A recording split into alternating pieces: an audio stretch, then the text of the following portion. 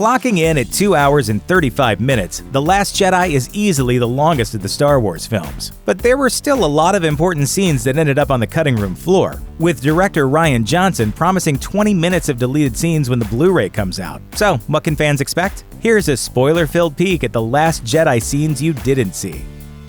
Bromance. Early in The Last Jedi, fans got to see a brief reunion between Poe Dameron and Finn after the former stormtrooper woke up from his medically induced coma. Originally, though, there was a longer sequence where Poe brings Finn up to speed on what's happened to the Resistance since he was injured. Editor Bob Doucet told Slash Film that fans of the bromance will love it, saying, "It's a really, really good character scene. The only reason it's not in the movie is just because of time. I really love that scene." Hey, Flyboy.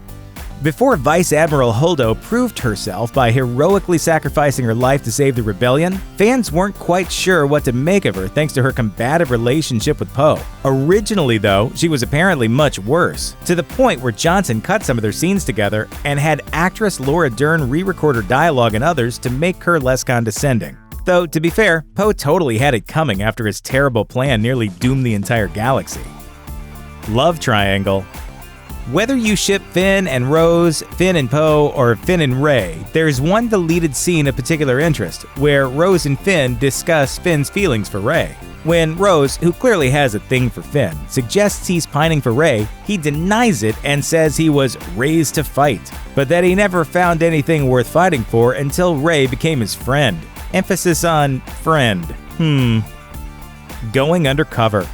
Although Finn and Rose's storyline seems to go on forever, it turns out originally it was even longer, as a number of scenes in their undercover mission aboard Snoke's Star Destroyer ended up being cut. Johnson told Collider, "It's a full sequence of stuff with them sneaking through this big office area of the Mega Destroyer and then having to fake out these stormtroopers. And one of the stormtroopers was apparently played by Tom Hardy, who originally had a speaking role that ended up on the cutting room floor." According to Slash Film, Hardy's stormtrooper has an American Southern accent, and apparently is an acquaintance of Finn's from his First Order days. When they run into each other on an elevator, Hardy's stormtrooper stares at Finn for several seconds before blurting out, "I know who you are, FN 2187.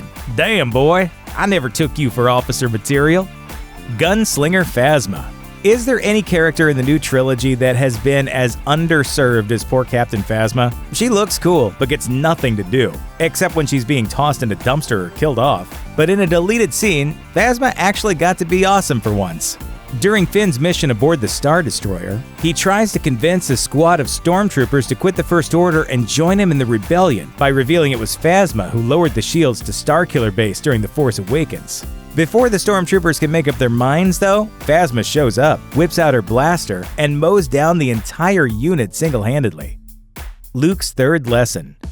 If you were keeping count while watching The Last Jedi, you might have noticed that Luke never gave Rey his promised third lesson during their Jedi training. Johnson has promised fans that this massive sequence will appear in the deleted scenes when the Blu-ray drops in mid-2018. So what happens in this sequence, which was teased in the trailer with a brief shot of Rey running across the beach? Essentially, Luke fakes an attack on the island, seemingly putting innocents in danger to illustrate to Rey how outdated the Jedi's code of balance is. Rey is not happy about the deception, though, probably because all this stuff about non-interference sounds just a little too familiar.